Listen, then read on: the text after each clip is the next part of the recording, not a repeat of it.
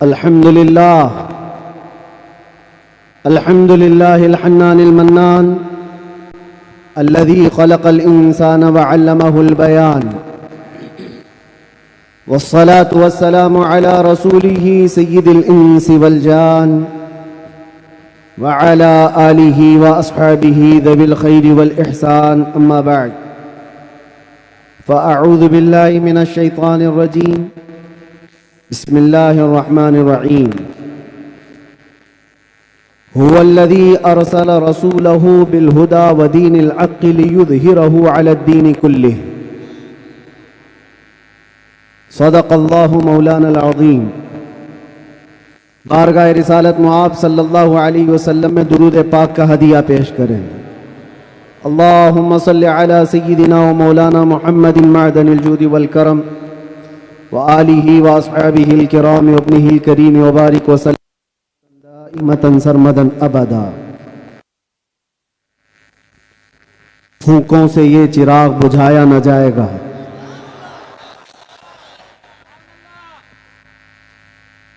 میرے عزیزو، یہاں سے ہم اپنی گفتگو کا آغاز کرتے ہیں.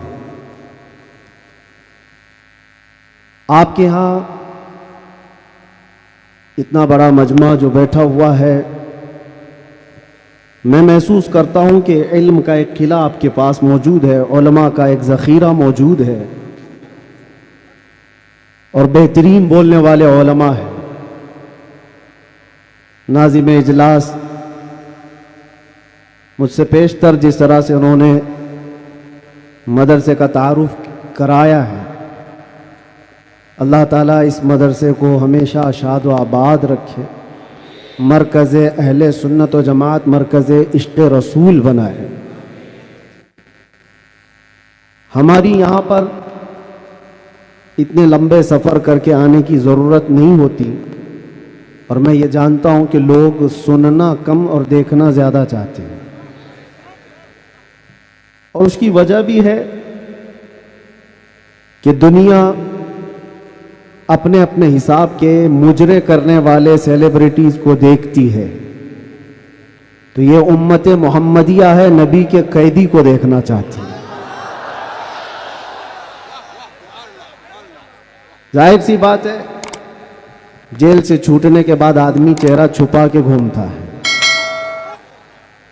ہوتا ایسی ہی ہے، جیل کاٹ کے آیا ہے، سزا کاٹ کے آیا ہے، لوگ اس کو دیکھ کر کے تانے مار رہے ہوتے ہیں اور وہ منہ چھپا کر گھوم رہا ہوتا ہے. لیکن یہ قانون ہر جگہ فٹ نہیں ہوتا. وہ اور ہوتے ہیں جو چہرہ چھپا کے گھومتے ہیں، جو نبی کے نام پر جاتے ہیں، وہ یہاں بھی چہرہ اٹھا کے جیتے ہیں، اور انشاءاللہ قیامت کے دن بھی چہرہ ان کا سرخرو رہے گا. اس لیے کہ اقبال نے بہت اچھی بات کہی، آبرو ما زنا میں مصطفیٰ است. ہم سب کی عزت و آبرو مصطفیٰ کے نام سے وابستہ ہے. اور اللہ کریم قرآن عظیم میں ارشاد فرماتا ہے، وَلِلَّهِ الْعِزَّةُ وَلِرَسُولِهِ وَلِلْمُؤْمِنِينَ. عزت اللہ کی ہے، رسول کی ہے، اور مومنین کے لیے ہے. ہم نے دیکھا ہے میرے عزیزو، جن لوگوں کو آج سیلیبریٹی کہا جاتا ہے یا پاورفل شخصیت کہا جاتا ہے، سیاست میں آنے کی وجہ سے یا پھر گلیمر کی دنیا میں آنے کی وجہ سے، ٹیلی ویژن کے اوپر آنے کی وجہ سے، ان کے حالات ایسے ہیں کہ جب تک جوانی ہے ان کی چاندنی ہے، اور جب تک ان کا شباب ہے وہ چمک رہے ہیں. جہاں چہرے پہ جھریاں پڑ گئی، نیا ہیرو آ جائے گا. دنیا ایک نیا ہیرو اپنا ڈھونڈ لیتی ہے، اور یہ دنیاوی حسن و جمال پر اترانے والوں کی زیادہ لائف نہیں ہوتی، وہ برقرار نہیں رہ سکتے. نہ ہی سیاست کی کرسی پر بیٹھ کر کے اقتدار جمانے والے، ہم نے ان کو بھی دیکھا ہے، نئی پارٹی آئی اور بوڑھے کو سائیڈ میں لگا دیا گیا. اب بوڑھوں کو کوئی پوچھتا بھی نہیں ہے. 40 سال بیچارے خدمت کرتے رہے، اور آج ریٹائرمنٹ کی کربناک زندگی گزارنے پر مجبور ہو گئے. لیکن یہ مصطفیٰ کی غلامی کی دنیا الگ ہے. یہاں حضور پاک صلی اللہ تعالی علیہ وسلم کا غلام ایک عالم دین جتنا بوڑھا ہوتا جاتا ہے اتنی عزت اس کی بڑھتی چلی جاتی. یہاں بوڑھوں کی عزت کم نہیں ہوتی، بلکہ اس کو بوڑھا کہاں کہتے ہیں؟ جوان بیٹھے ہوتے ہیں لیکن بوڑھے عالم دین کو فیصل بنا کر بٹھاتے ہیں. جو زیادہ ہے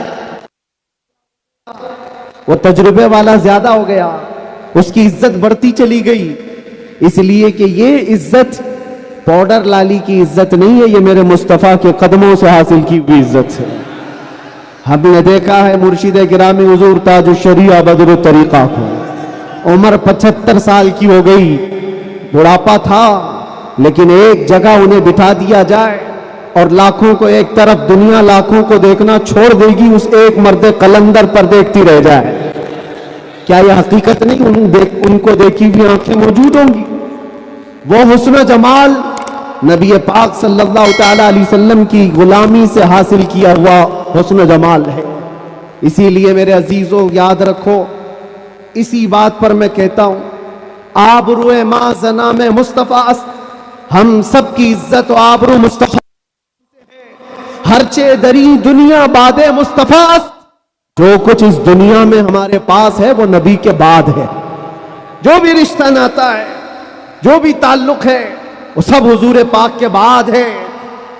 نبی سے ہو جو بیگانہ اسے دل سے جدا کر دے، پدر مادر برادر جان و مال ان پر فدا کر دے. یہ ایمان کا تقاضا ہے اور ایمان اسی کا نام ہے. اور اعلیٰ حضرت امام اہل سنت فاضل بریلوی کیا فرماتے ہیں؟ ایمان کسے کہتے ہیں؟ اس کی دو چند مثالیں آپ کے سامنے رکھتا ہوں. اور جب یہ ایمان آ جائے تو میرے عزیزوں، یہ جو آندھیاں چل رہی، یہ جو طوفان آئے ہوئے ہیں، یہ رخ موڑ لیں گے. اس لیے کہ سنا ہے قدسیوں سے میں نے کہ وہ شیر پھر ہوشیار ہوگا. اقبال نے کہا تھا، نکل کر کے صحرا سے جس نے الٹ دیا تھا تخت روما کو، سنا ہے قدسیوں سے میں نے کہ وہ شیر پھر ہوشیار ہوگا. وہ مکہ کے رہنے والے، مدینہ طیبہ کی چٹائیوں پر بیٹھنے والے، ایک کھجور پر پورا دن اکتفا کرنے والے، پیوند لگے کپڑے پہننے والے، وہ رسول پاک کے غلام، لیکن نکلے تھے مکہ سے پیوند لگے کپڑے بغیر چپل کے. اس وقت کی دو سپر پاور طاقتوں کو گھٹنے ٹیکنے پر مجبور کر دیا تھا. تخت روما کو الٹ دیا تھا، رومن ایمپائر اور پرشین ایمپائر، جن کو قیصر و کسریٰ کہا جاتا ہے، دونوں کو جھکنے پر مجبور کر دیا تھا. تاریخ کی سچائیاں بتاتی. کون لوگ تھے وہ؟ خالد بن ولید، سیف اللہ المسلول، 4 لاکھ صلیبیوں کے سامنے مقابلے کے لیے کھڑے تھے. تو صلیبیوں کے بادشاہ نے کہا تھا کہ یہ عرب کے بدو یا عرب کے دیہاتی لوگ ہم سے لڑنے آئے جو رومن ایمپائر کے فوجی ہیں، اسلحے سے لیس ہیں، طاقت سے بھرپور ہیں. تو خالد بن ولید نے کیا کہا تھا جانتے ہو؟ آپ نے کہا تھا، رومیو، جس طرح تمہارے فوجی شراب پسند کرتے ہیں، ہم وہ فوج لے کر کے آئے ہیں، تمہاری شراب سے زیادہ ہم شہادت پسند کرتے ہیں. یہ وہ لوگ ہیں جو شہادت کے لیے جیتے ہیں. عزیزان گرامی وقار، وہ ایمان کامل جب آ جائے تو پھر یہ طوفان اور یہ آندھیاں اپنا رخ موڑ لیں گی. آج وجہ یہی ہے، ان سے پھرے جہاں پھرا پھرائی کنی وقار، ان کے جو ہم غلام تھے خلق کے پیشوا رہے. حضور پاک صلی اللہ تعالی علیہ وسلم کی غلامی سے جہاں کہیں تم منہ پھیرو گے، تھوڑا سا بھی ہٹو گے، عزت نکال لی جائے گی، عزت ختم کر دی جائے گی. تمہیں جو مرتبہ ملا ہے وہ خیر امت ہونے کا، وہ حضور کی غلامی کی وجہ سے ملا ہے. عمر ابن خطاب رضی اللہ تعالیٰ عنہ 36 لاکھ اسکوائر کلومیٹر پر حکومت کرتے تھے. تب آپ نے یہ نہیں کہا خطاب کا بیٹا عمر اتنے بڑے خطے پر نگران حکومت کر رہا ہے، بلکہ آپ نے کہا تھا ہمیں آج جو عزت ملی ہے وہ حضور کی غلامی کی وجہ سے ملی. وہ فخر یہ کرتے تھے. خالد بن ولید 125 جنگوں میں گئے، ہر جگہ فتح یابی، ہر جگہ فتح. کبھی خالد بن ولید نے یہ نہیں کہا میرے بازوؤں میں وہ طاقت ہے کہ میں ہر پہلوان کو زیر کر دیتا ہوں، جس جنگ میں جاتا ہوں فتح کے جھنڈے گاڑ دیتا ہوں۔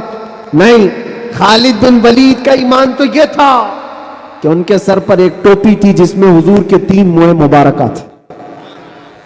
وہ فتح کا صحرا انہی موئے مبارک کو دیتے اور کہتے یہ نسبت میرے ساتھ ہے، اس لیے اللہ مجھے ہر جگہ فتح عطا کرتا ہے۔ انہیں جو عزتیں ملی تھی دنیا میں، جو اقتدار ملا تھا، وہ حضور کی غلامی کی بنیاد پر، اور آج ہمارے پاس جو عزت ہے وہ حضور کی غلامی کی وجہ سے۔ نبی پاک صلی اللہ تعالی علیہ وسلم کی بات کرتے رہو۔ ایک جملہ میں اکثر کہا کرتا ہوں، ان کی بات کرو ہر دل پہ راج کرو، ان کی بات کرو ہر دل پہ راج کرو۔ دیکھنا آپ جو اس مذہب میں اس طریقے پر جتنا بڑھتا جاتا ہے اللہ اس کی عزت میں اضافہ کرتا ہے۔ تم اگر 70 دروازوں میں بند ہو کر کے بھی بیٹھے رہو، اللہ تمہاری محبت خلق کی دلوں کے اندر ڈالتا ہے۔ ہم نے ایسے ایسے علاقوں کا سفر کیا جس کا نام میں نے زندگی میں کبھی سنا ہی نہیں، گاؤں ہے، دیہات ہے۔ راجستھان کے علاقے سے کچھ حضرات آئے تھے، نہایت غریب علاقے کے لوگ، اور مجھ سے بعد رمضان آ کر ایک مفتی صاحب تھے، اس کے نمائندے تھے، انہوں نے کہا ہمارے قافلے میں یا جس جگہ سے میں نمائندہ بن کر کے آیا ہوں وہاں کے لوگوں میں غریب لوگ ہیں، 3 مہینے تک انہوں نے صرف آپ کے لیے روزے رکھے، مطلب اللہ رب العزت کے لیے، کہ آپ جب اندر تھے ان روزوں کے ذریعے سے اللہ تبارک و تعالی رحم فرمائے۔ یہ باتیں میں نے ایک جگہ سے نہیں، دنیا کے کتنے خطوں سے سنا۔ ہر جگہ سے لوگ یہ جو دعاؤں کا سلسلہ رکھے ہوئے تھے، کس نے ان کو دعاؤں کے لیے آمادہ کیا تھا؟ کون ہے؟ یہ ساری خلقت مجھے پہچاننے والی کیسے بن گئی؟ ان کے دلوں کے اندر کون ڈالا کہ 8 مہینے دروازوں کے اندر ایسا بند تھا کہ میرے بچے مجھے نہیں دیکھ سکتے تھے، میرے بھائی بہن مجھے دیکھ نہیں سکتے، مجھے ملاقات کرنے کی بھی اجازت نہیں دی جاتی، جب اتنے دروازوں کے اندر بند رکھا گیا تھا جہاں چڑیا بھی نہ اڑے۔ لیکن میں نے یہ محسوس کیا لاکھوں دلوں میں اللہ رب العزت نے محبت ڈال رکھی تھی۔ اس کی وجہ یہ ہے، چوری کر کے گیا ہوتا، لوٹ مار کر کے گیا ہوتا تو لوگ یہی کہتے کہ کچرا تھا چلا گیا۔ حضور پاک کی بات کر کے جائے تو مرنے کے بعد بھی اللہ اس کو دلوں کے اندر زندہ رکھتا۔